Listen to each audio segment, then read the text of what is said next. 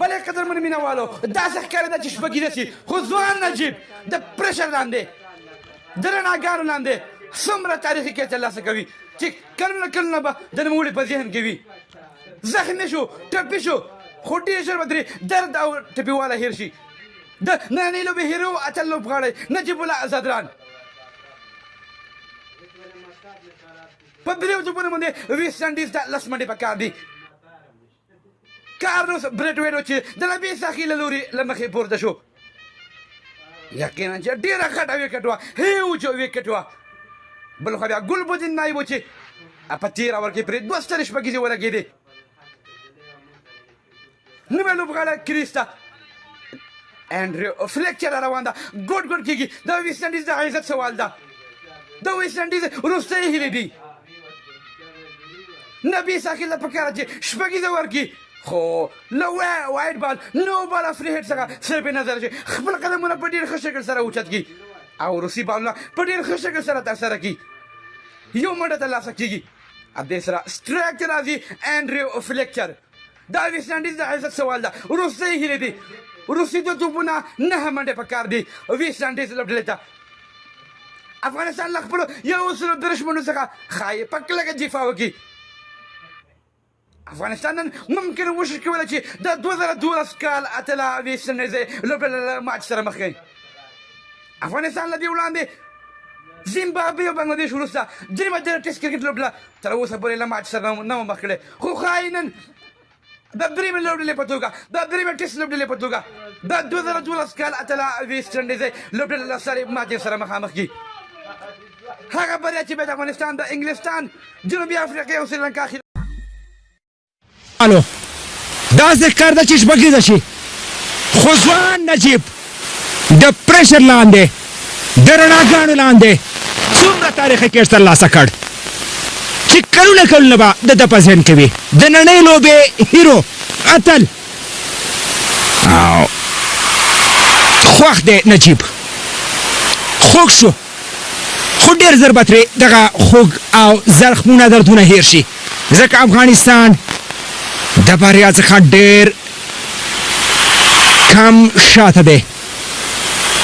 فلیکچر میدان ته راغی، خو په سټرایک باندې به وي سیمویل بادري. 3 باله 10 منډې په دغه اوور کې تر دې مهاله هیڅ کوم منډه نه ده راغلې. یقین مو راځي تېر اوور کې 2 شپږیزې ورکړې ګلبدین نایب، خو تر دې مهاله په 3 بالونو باندې نبي ساحل هیڅ کوم منډه نه ورکړې. د بریټویټ ویکټ یې هم ترلاسه کړې ده. فلیکچر ګوډ میدان ته داخل شو. د ویسټ انډیز د عزت سوال دی. افغانستان چې له زیمبابوې او بنګلادیش وروسته کومه ټېسټ لوبډله له ما سره نه مخ کړې، دلته چانس لري. لومړۍ منډه ترلاسه شوه او فلیکچر به د وروستیو 2 بالونو لوبولو چانس ولري. فلیکچر غواړي وروستي 2 بالونه ولوبوي. ویسټ انډیز 9 نور منډو ته اړتیا لري، 2 څلوریزې د لوبې مساوي کېدو لپاره، خو 1 شپږیزه 1 څلوریزه یا 2 شپږیزې د بریا لپاره ورته پکار دي. او افغانستان دغه لوبه 9 سره نه بلکل افغانستان وګټله، ځکه په 1 بال 8 منډې پکار دي. او په سټرایک باندې به هم وي سیمویل بادري. دلته که افغانستان غلطي ونه کړي، وارډ نو بال فری هټ ونه کړي، نو یقینا افغانستان 100% کې دغه لوبه ګټلې ده.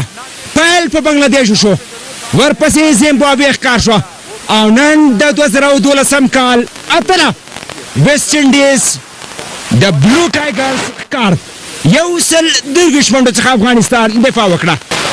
1 بال 8 منډې، 7 منډې پکار دي د لوبې مساوي کېدو لپاره.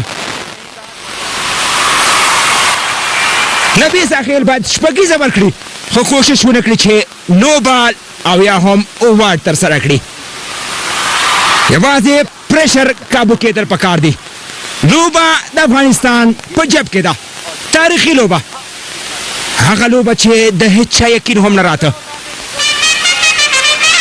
بلکل افغانستان وګټله، افغانستان شلوري د کرکټ نړیوال جام اتله 2012 کال اتله په شپږ منډو له ماتې سره مکړه او دغه نړیوال جام ویسټ انډیز ته په ماتې سره پای ته ورساوه.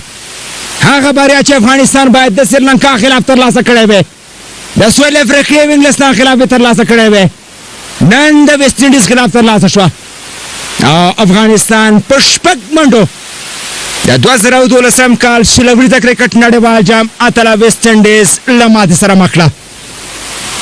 افغانستان له خپلو 123 منډو څخه دفاع وکړه او ویسټ انډیز یې لوبډله په پوره 20 اورونو کې د 119 منډو پورې ایساره کړه. بهترین اور، تاریخي اور چې